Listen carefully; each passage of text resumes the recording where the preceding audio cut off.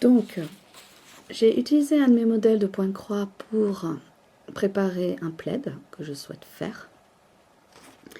Et j'ai déterminé que ce plaid était composé de 4 morceaux qui se répètent dans tout le modèle.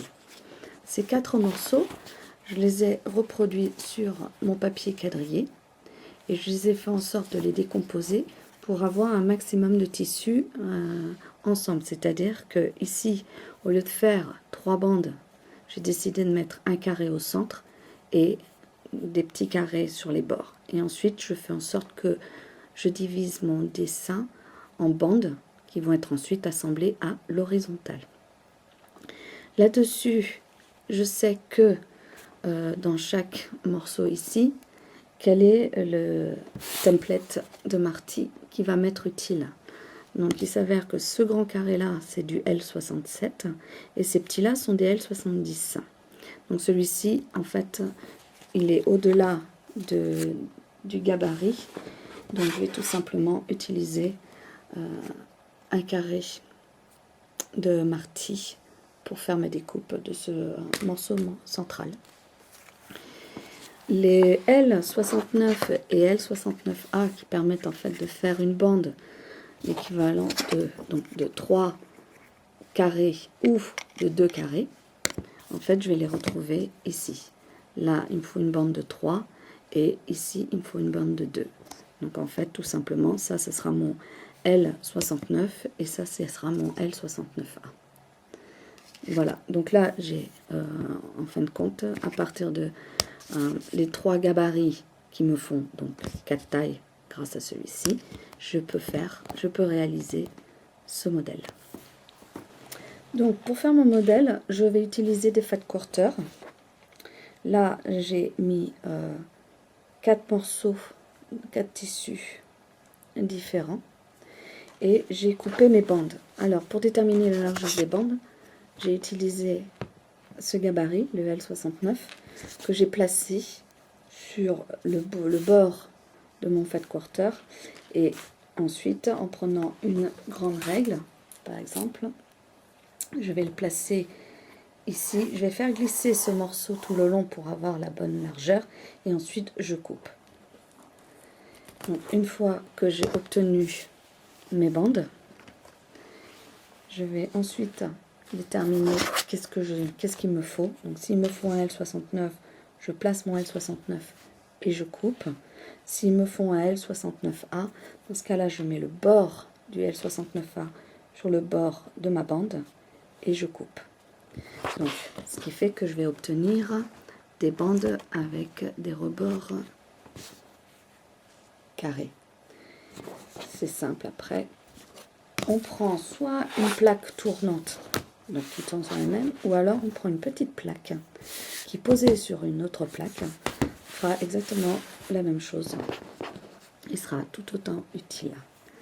Donc, je place mon morceau sur ce cutting pad. Je place mon gabarit dessus. Je prends un cutter de petite taille et je coupe mes petits coins parce que à l'assemblage, cette astuce de Marty est vraiment extrêmement pratique.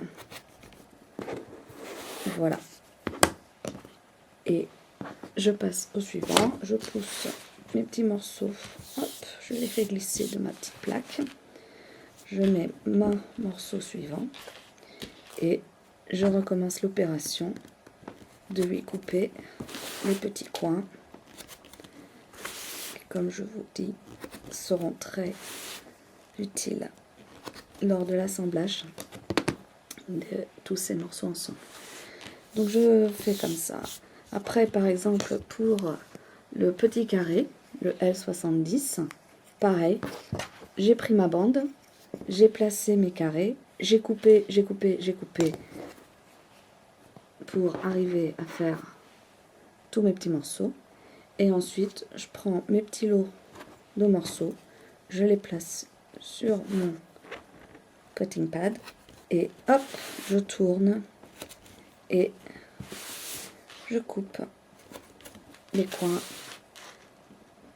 et voilà. astuce pour préparer tous ces petits morceaux.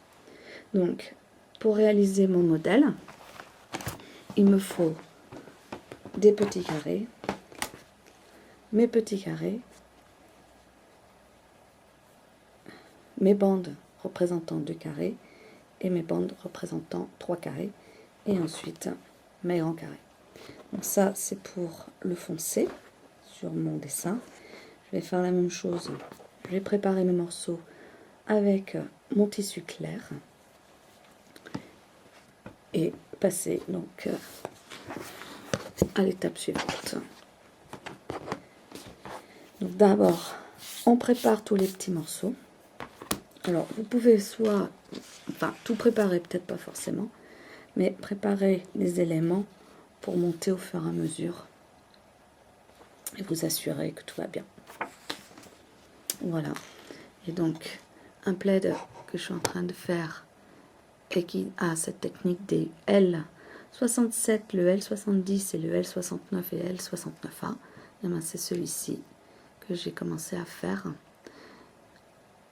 Voilà, à plus tard. Alors voilà, j'ai préparé un lot. Donc en coupant à chaque fois 4 morceaux de fat quarter, donc ici j'en avais choisi 4 dans les tons marrons, ça me fait donc potentiellement 4 dessins de disponibles.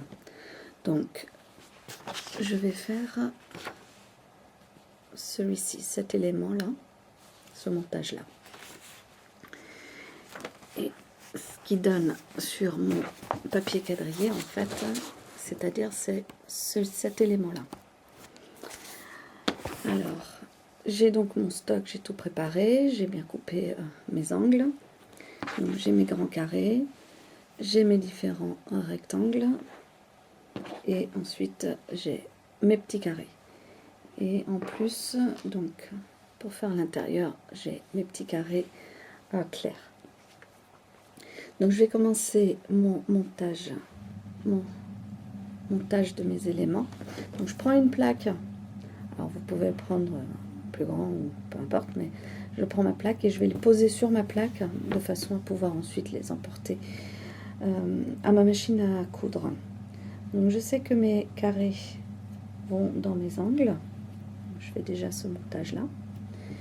Et ensuite sur mon dessin, il me faut donc 2 carrés foncés en bas, 2 carrés foncés en haut et un carré clair. Donc je vais prendre cela, un carré clair donc au milieu de tout ça. Alors ensuite il me faut un carré foncé dans chaque angle. Donc je pose mes carrés dans mes angles. Voilà, et là aussi il y a un carré clair de séparation. Voilà. Ensuite, il me faut 2 carrés clairs en bas et en haut. Voilà qui est fait. Et au centre, un petit carré foncé. Ensuite, ici, il me faut un carré clair, un autre ici, un autre là. Et là, il me faut une grande bande en haut, une grande bande en bas, et ensuite mes moyennes bandes ici, là et là. Et voilà. Je vous montre dans le sens là. Et voilà le montage. Voilà. Donc après, l'étape suivante, ça va être de le coudre.